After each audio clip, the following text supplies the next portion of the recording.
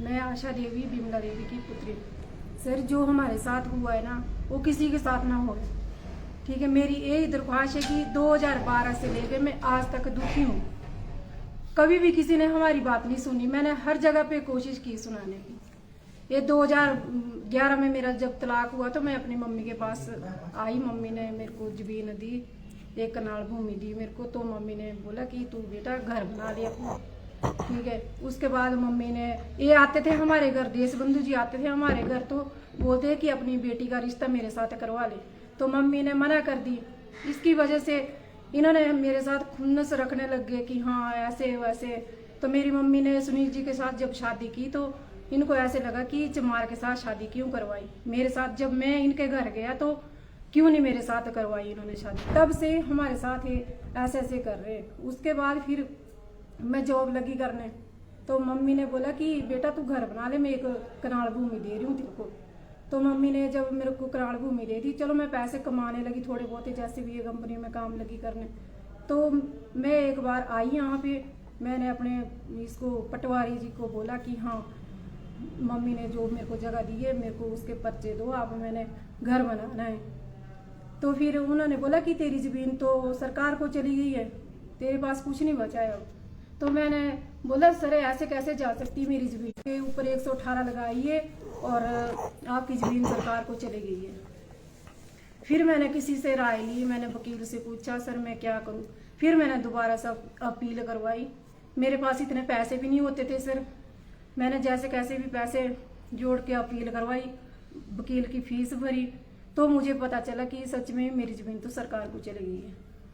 ठीक है, उसके बाद फिर मैंने अपील की जैसे मैंने, तो फिर सर वगैरह ने मेरे को पूछा। हम धर्मशाला में भी गए, देरा में भी आए, तो उन्होंने बोला कि आपकी ज़मीन तो सच्ची चले गई, आप आए नहीं।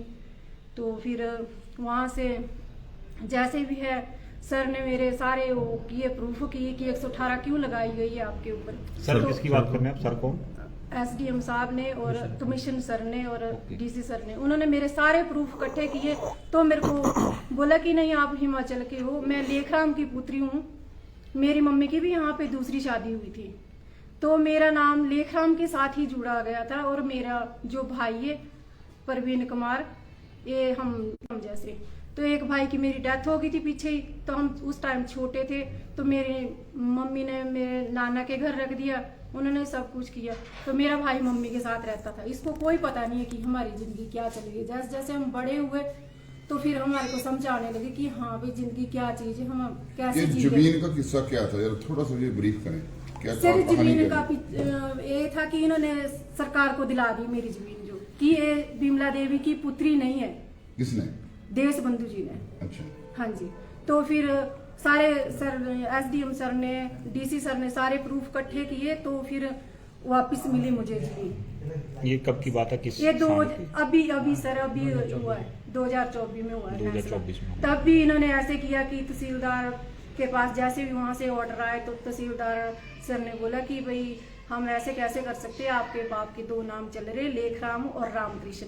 ठीक है, तो फिर हमने वहाँ से वो करवाया। तो सर ने सारे कागज हमारे मतलब सारी वो कर ली थी, छानबीन की कहाँ से है कैसे है, उन्होंने सारे प्रूफ करके हमारे हक में कर दिया फैसला।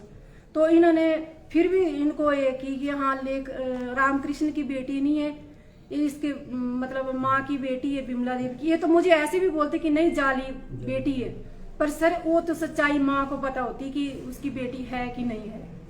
आप जब देरा में आए थे तो क्या केस था वो कोर्ट में जिनके बात कर? सर हमारी पेशी चली हुई है वहाँ पे भी, तो हम अपनी पेशी पता करने आए थे तारीख की हमारी कब डेट पड़ी। शुक्रवार को आप इसलिए आए थे? हाँ जी सर, वही पूछने आए थे सर हम।